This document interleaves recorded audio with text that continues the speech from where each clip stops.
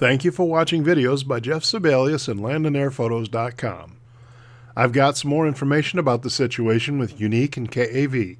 Stay tuned and I'll fill you in.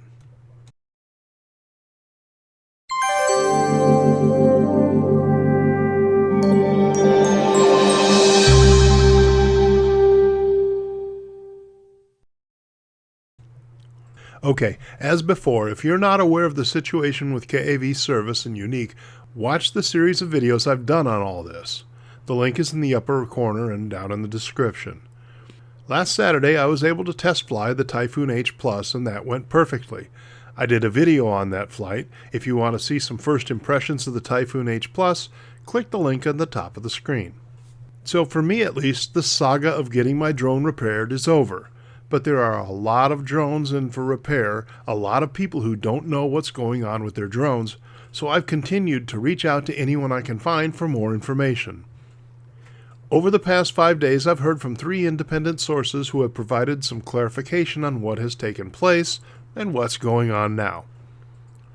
As many have guessed, there was a dispute between Yuneec and KAV Service that has gone on for several months. I'm sure the situation was exacerbated by the lack of parts or replacement drones in the United States. Anyway, the situation continued to worsen until October, when KAV reached the point where it could no longer perform the warranty work.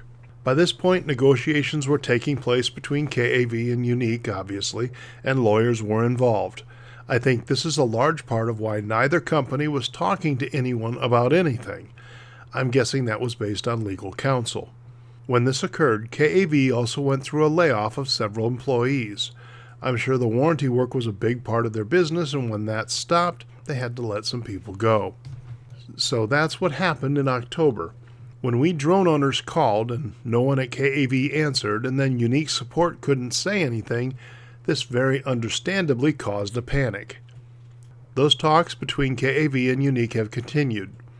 Previously, a Yuneec customer service rep told me their relationship would be changing, and apparently that has been decided on. In the coming days, KAV will ship all drones in for repair to another repair company who will perform the warranty work on Yuneec's behalf. I've heard a couple of well-known drone companies mentioned as to who will be doing the repairs, but I haven't gotten any confirmation on that yet. Anyway, people who have a drone at KAV for warranty repairs should be contacted soon to let them know what's going on. One person who has a drone at KAV was already told they hope to have his drone done and returned to him by Christmas. Now here's the big unknown to all that. I haven't heard any information about new shipments of parts or replacement drones from Yuneec. So even if the drones are shipped to another service company, the availability of parts to repair those drones is a big question mark. So that's what's going on with the drones in for repair, as of now anyway, which I know is everyone's biggest concern. So what's happening now with KAV? I don't know for sure. They took a big hit with this whole situation, obviously, but they are open. Their website says they service DJI drones now. Hopefully they will recover from this and rebuild their business. I've said before that the people I dealt with at KAV were great, very helpful and customer focused, and I hope they can retain that focus in the future. They were great to work with. What's happening with Yuneec? Again, I don't know everything.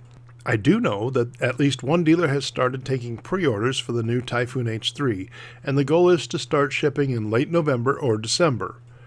I know that the new Mantis G can now be purchased from Best Buy, so that product has actually been released. There are still open questions. When will there be more repair parts for Typhoon H and Typhoon H Plus drones? Who will be doing the warranty work for Yuneec in the future? I'm still hoping to hear from people with Yuneec and KAV. I want nothing more than to help drone owners find out about their drones and see both companies succeed.